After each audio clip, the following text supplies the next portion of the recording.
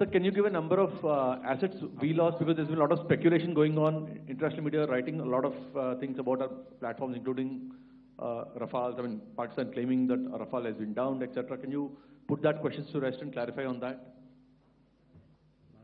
I guess that question is for me. All right, I'm happy that you've asked this question. You know, we are in a combat scenario, and losses are a part of combat. The question that you must ask us, okay, and indeed that we must ask ourselves, you inclusive, is have we achieved our objectives? Have we achieved our objective of decimating that terrorist camp? And the answer is a thumping yes. And the results are for the whole world to see. As for the details, what could have been, how many numbers, which platform did we lose? You know, at this time, I would not like to comment on that because we are still in a combat situation. And if I comment on anything, it will only be advantage adversary. So we don't want to give him any advantage at this stage. All I can say is that we have achieved our objectives that we selected, and all our pilots are back home. Thank you. Okay, hold, please don't, please be civil here. So we'll have 220 now. Hello sir, this is Anita Chaudhary sir from Swadesh newspaper. मेरा सवाल है क्योंकि ये हमारे जो पहले जो action रहा वो आतंकवाद के खिलाफ रहा, तो आतंकवाद में अजहर मसूद की तरफ से एक बयान जारी किया गया था जिसमें उन्होंने कहा कि हम इसका बदला लेंगे और जाज जाज रुलाएंगे।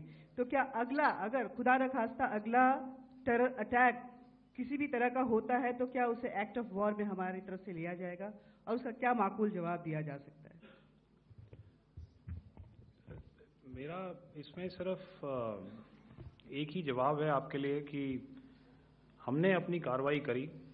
हमने उसके बाद मैंने अपने स्टेटमेंट में भी बताया कि ये कम्युनिकेट करने की कोशिश करी कि हमने इस तरीके से ये जो स्ट्राइक्स हैं वो क्यों की। लेकिन जो हमारा एडवर्सरी है उसने जैसे मुनासिब समझा वो कार्रवाई करी।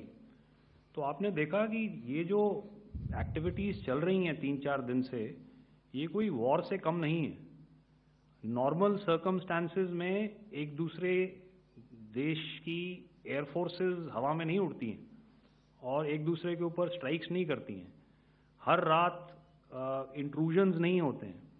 लाइन ऑफ कंट्रोल पर सीज फायर वायोलेशंस, आपके एक साथी ने सवाल पूछा था शुरू में, एक सीज फायर अंडरस्टैंडिंग था, वो भी जा चुका है। उस सीज फायर अंडरस्टैंडिंग के जाते जो फायरिंग हो रही है लाइन ऑफ कंट्रोल में, उसमें घुसपैठ की कोशिश हो रही है।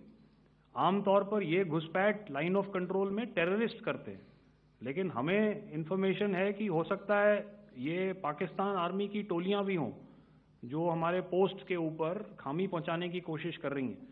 तो ये सारी एक्टिविटीज़ तो वॉर में शामिल हैं। तो ये कहना मुश्किल है कि आगे क्या होगा, वो स्पेक्यूलेटिव जोन में आ जाता है और मैं स्पेक्यूलेट नहीं करना चाहता हूँ।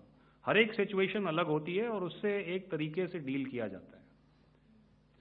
सर मैं एक सवाल इसका मैं जवाब देना चाहता हूँ, 1 मिनट। हम जो मिलिट्री होता है, our main job is to prevent war and maintain peace and stability. So it is not that our response is a graded response. That means अगर किसी ने किया तो उसको ग्रेडेड उसमें किया। जैसे टेररिस्ट एक्शन हुआ तो what we did is the terrorist action and we destroyed all the terrorist camps. उसके बाद आपने देखा कि उनने थोड़ा सा कोशिश किया तो हमारे एयरफोर्स एंड आर्मी ने क्या किया, तो मिलिट्री टारगेट्स हैं उनके ऊपर थोड़ा। So our aim is to maintain peace and tell our adversary that you do this and the response will be bloody.